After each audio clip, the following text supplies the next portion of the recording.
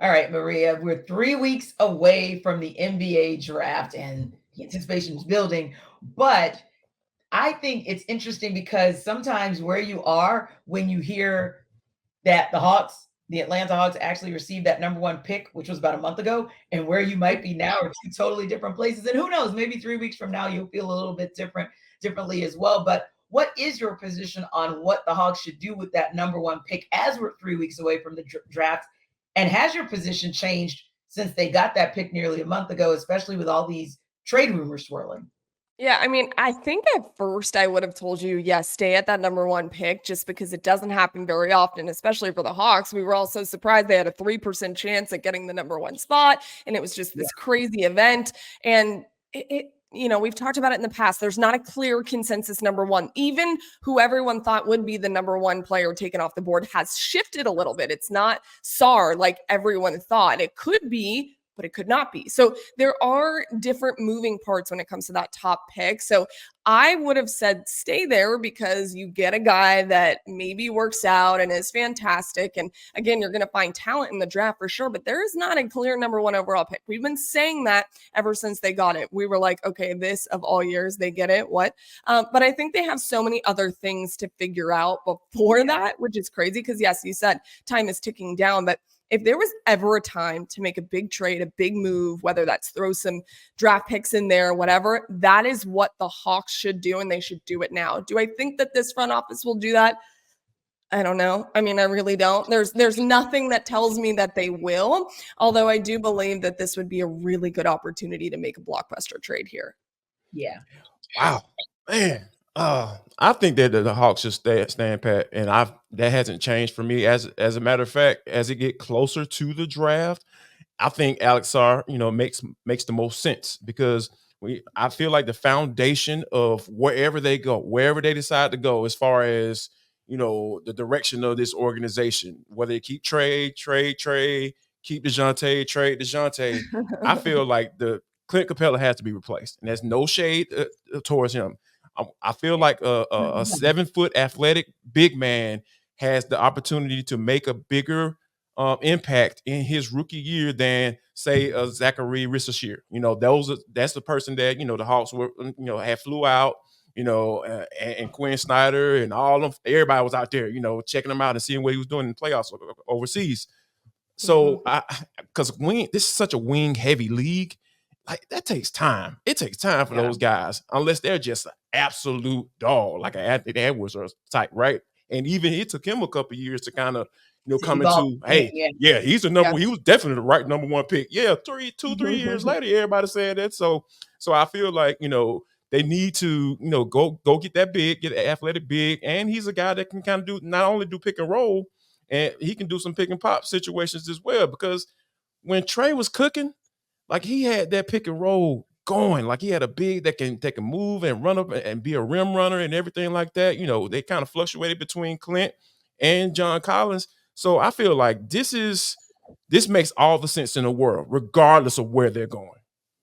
I think for me, it's the outliers that may actually dictate it because, and I hate to say this because I know I sound like a broken record, but it is the thing that kind of dictates that I've stood pat on, okay, keep the number one pick. I would love them to package it up, but the reality is they've always had and continue to have challenges getting free agents here because the last two big free agents, you look at Clint Capella was injured. And a lot of teams kind of shied away from him. They got him in February and sat him for the rest of the season before they could even see what he was worth. And he wasn't necessarily considered a true top tier free agent. He was maybe like 1B, we'll call it. I won't say he's a second tier, but maybe a 1B tier. And then for Dejounte Murray, wasn't on the trade block. Literally was a guy whose team said, hey, we're about to just go into tank mode. You're too good for that. Want to go elsewhere?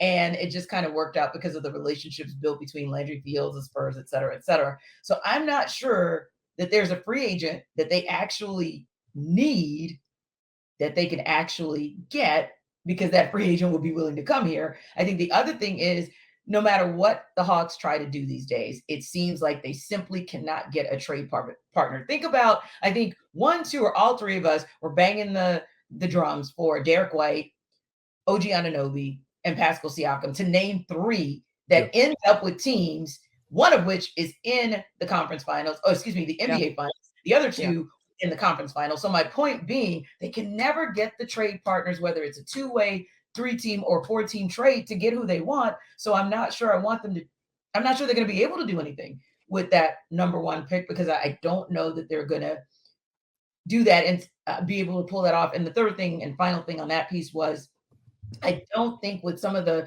things that are swirling in the rumor mill, it seems like with the most recent one, of course, the get Karl Anthony Towns because he'll be great in the pick and roll and pick and pop.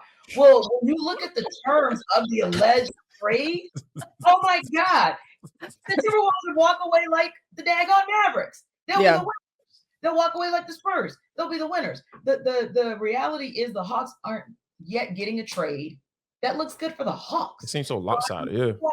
Exactly. Every little trade rumor I've seen so far, it's like the Hawks aren't winning again. That's the only reason I kind of want them to stay at the number one pick. I so wish, Maria, that they could do what you said, because getting a number one pick and being able to negotiate with that is such a rarity, and never for them, as a result of the lottery. But yeah, the reality is I'm not sure they can make it happen.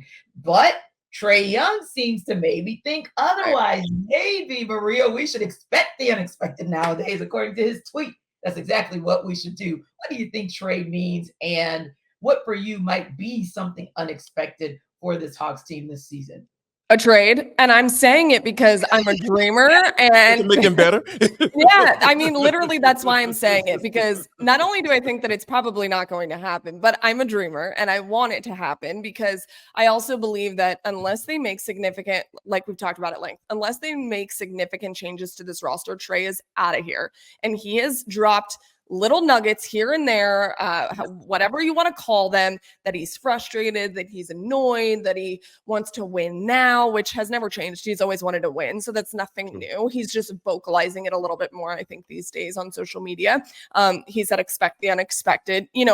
Maybe that's him saying, hey, hello, pay attention. If you guys don't do something for real, I really am going to explore going elsewhere. And I just feel like they have to do something crazy in the terms of, we can't believe that the Hawks can do it, in order to keep their star point guard around. I just don't think that you can stand pat and expect him to be here. Indeed. Yeah, it has to be. Landry Fields don't need to mess this up, right? Hey man, look, like have a vision for what does that even look like for the Hawks? I don't know. That's what I'm saying. So this is the problem, right? We're what, 3 weeks away from the draft, and we don't know. No one has any idea where this Hawks team is going. Not even insiders. We cover this team, on a daily basis, for several years, right? And nobody has any clue, and it's a lot of speculation going on. So, and then when you have your star point guard saying, "Hey, man, expect the unexpected," we don't know what to expect, man. Right. They trade Dejounte. If they trade both of those guys, would you all be surprised? I mean, it might sting a little bit, but I was like, okay, what's next? Well, I certainly might be expecting the unexpected, and I hope this doesn't come out too negatively, but expecting the unexpected would be the Hawks win the offseason. That's what would be the unexpected for me. That's a good one too. Yeah. And whatever that looks like, it doesn't matter to us. I don't care if it looks like getting the number one pick right, which I know would take a couple of years to figure out. I don't care if it looks like an overhaul that looks more like a rebuild than a reset. Whatever that is, the unexpected at this point is to get the offseason right. If you can do that, I think that we'll look back, the three of us, and on the other side of probably free agency, so probably one of our shows in July, will say, that was the unexpected that we were looking for, and we think they finally gotten it right. Well, there's a guy that typically gets it right all the time, and he might be put in a situation sooner rather than later because of developments that have happened in Braves country where he has to get it right soon. We're going to talk about that when we come back in Around the Metro.